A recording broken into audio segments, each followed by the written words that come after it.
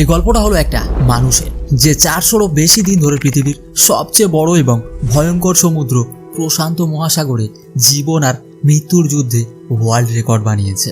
14 মাস পরও তিনি জীবন্ত অবস্থায় ফিরে আসেন। কিন্তু ফিরে আসতেই এমন কি হলো যে তাকে জেলে যেতে হলো? এই ভিডিওতে জানবো তার পুরো ঘটনা।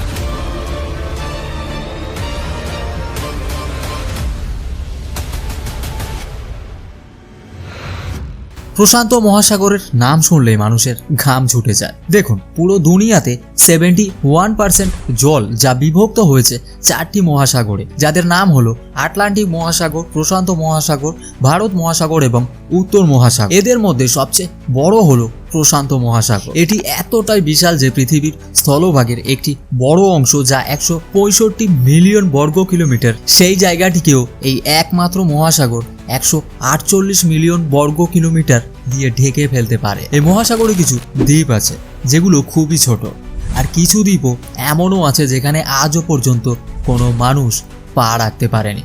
আর যদি ভুল করে কোনো মানুষ এই প্রশান্ত মহাসাগরে নিখোঁজ হয়ে যায়, তাকে খুঁজে পাওয়া একেবারেই অসম্ভব। সেখানে 14 মাস ধরে জীবিত থাকা মানুষের নাম জোস সালভাদোর আলভারেঙ্গা। এই মানুষটির কাছে 7 ফুটেরও একটি ছোট বোট ছিল, যেখানে সোজাসুজি শোয়াও যেত না। আর এই মানুষটি তো 1 বছরের বেশি সময় ধরে বেঁচে ছিল। সমুদ্রের নিষ্ঠুরতার সাথে মোকাবিলা করে এমন ওয়ার্ল্ড রেকর্ড বানায় যা আজ পর্যন্ত কোনো মানুষ ভাঙতে পারেনি। জোস শুধুমাত্র তার ভাগ্যের কাছে হেরে গিয়েছিল। সে এমন এক দুঃস্বপ্নে আটকে পড়েছিল যা কল্পনা করাও কঠিন। এই ঘটনা শুরু 2012 সালে।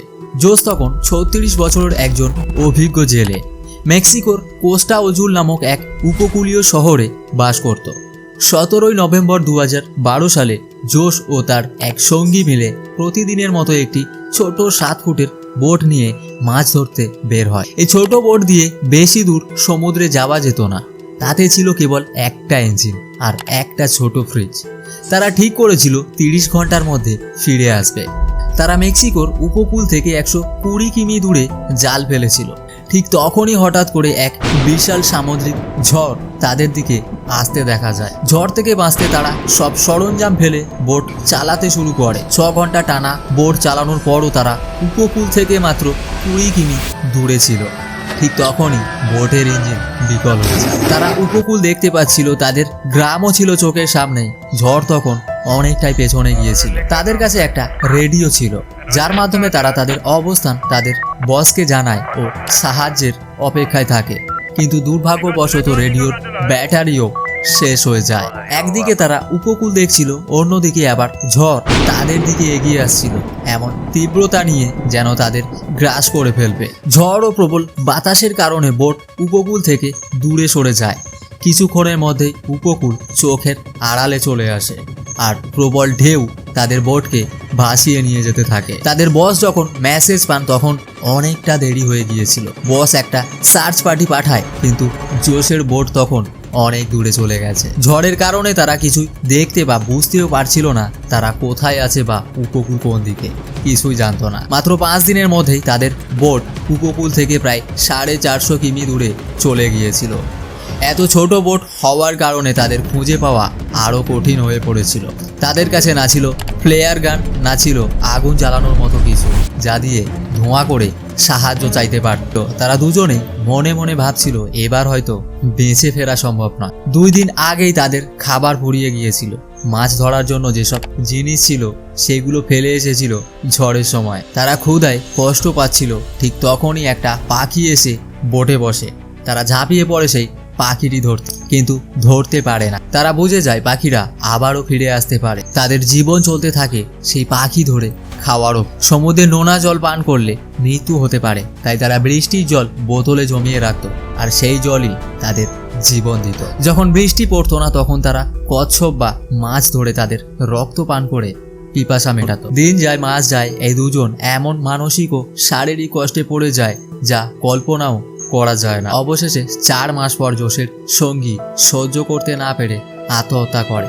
এখন বোটে জোস একাই বেঁচে থাকে, চারপাশে কেবল জল আর জল। তার মনে আর কোনো আশা ছিল না, কিন্তু সে হালও ছাড়ে না। প্রশান্ত মহাসাগরে এমন এক অঞ্চলে সে পৌঁছেছিল যাকে বিশ্বের সবচেয়ে নীরব অঞ্চল বলা হয়, যেখানে কেবল কার্গো জাহাজ চলাচল করে। মেক্সিকোর উপকূল ছাড়ার পর 6 মাস কেটে যায়। এই সময় সে তার একমাত্র সঙ্গীকেও হারিয়ে ফেলে। জোস এক সময় দেখতে পায় দূরে একটি কার্গো শিপ। 6 মাস পর সে প্রথমবার এমন কিছু দেখতে পায়। তার বেঁচে থাকার আশা আবারও জেগে ওঠে। সে যতভাবে সম্ভব সাহায্যের সংকেত দিতে থাকে, কিন্তু দুর্ভাগ্যবশত জাহাজটি অনেক দূরে ছিল ও তারা জোসকে দেখতেও পায় না, এবং একটু পরেই সেই জাহাজও চোখের আড়ালে চলে যায়। সেভাবে হয়তো তার মৃত্যুই তার ভাগ্যে লেখা। 6 মাস ধরে যদি আপনি এমন কোনো স্থানে থাকেন যেখানে কোনো মানুষ নেই, তাহলে কেমন লাগবে? 11 মাস পর জোস তার ছোট বোটে 800 কিলোমিটার পথ পাড়ি দেয়। তার গায়ের সব কাপড় ছিঁড়ে যায়। সূর্যের তাপ থেকে বাঁচার জন্য কেবল একটি সিঙ্গেল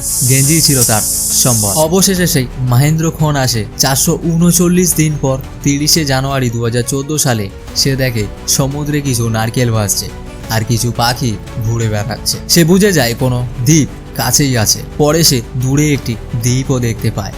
সে দ্বীপে পৌঁছাতে তার প্রায় আধা দিন সময় লেগে যায়। যখন সে দ্বীপের কাছে পৌঁছয়, সে বোট থেকে লাফ দিয়ে সাঁতরে দ্বীপে ওঠে। অবশেষে মাটির স্পর্শ পায়। এই দ্বীপটির নাম হলো ইবন আতল। এটি পৃথিবীর সবচেয়ে ছোট দ্বীপগুলোর একটি। হাওয়ার দিক পরিবর্তনের জন্য জোসের বোট এই দ্বীপের দিকে চলে আসে। যদি বাতাসের রুট একটু আলাদা হতো, তাহলে সে কখনোই এই দ্বীপে পৌঁছতে পারত না। তাহলে হয়তো 5000 কিমি দূরে ফিলিপিন্স পর্যন্ত ভেসে যেত। কিন্তু ভাগ্য ছিল সে ইবন আতল দ্বীপে পৌঁছে যায়। এইভাবে মৃত্যুর মুখ থেকে ফিরে এক নতুন জীবন পেল। কিছু দূর হাঁটার পর সে একটা ছোট ঘর দেখতে পায়। কিছুক্ষণ পর ওই ঘর থেকে একজন মানুষ বেরিয়ে আসে। প্রায় 14 মাস ধরে সমুদ্রে ভেসে বেড়ানোর পর ওই প্রথমবার সে কোনো জীবন্ত মানুষকে দেখলো। এটা দেখে ওর চোখে জল চলে আসে। জোসের গল্প শোনার পর ওখানকার লোকাল পুলিশও চলে আসে। জোস তার নিজের পুরো জার্নি পুলিশকে জানায়, কিন্তু তার কথা পুলিশের ঠিক বিশ্বাসযোগ্য মনে হচ্ছিল না। কারণ কিভাবে একটানা 438 দিন ধরে একটা মানুষ ওই ছোট বোটে বেঁচে থাকতে পারে, তাও আবার না খাওয়া অবস্থায় ওই ভয়ঙ্কর সমুদ্রে। জোস ওর বসকে ফোন করে তার কথার সত্যতা প্রমাণ করার জন্য, যে সে মাছ ধরতে পাঠিয়েছিল। ওর বস স্বীকার করে যে সে তাদের পাঠিয়েছিল এবং 1 বছর আগে জোস নিখোঁজ হয়ে গিয়েছিল। যেহেতু অন্য দেশে পৌঁছে গিয়েছিল, তাও আবার বিনা পাসপোর্টে, তাই কিছুদিন আইনি নিয়মকানুন করার পর তাকে আবার মেক্সিকোতে পাঠিয়ে দেয়। কিন্তু এই জার্নি এখনো শেষ হয়নি। যে ওর বন্ধু ছিল, যার অর্ধেক রাস্তাতেই মৃত্যু হয়েছিল, তার বাড়ির লোক জোসের নামে কেস করে দেয়।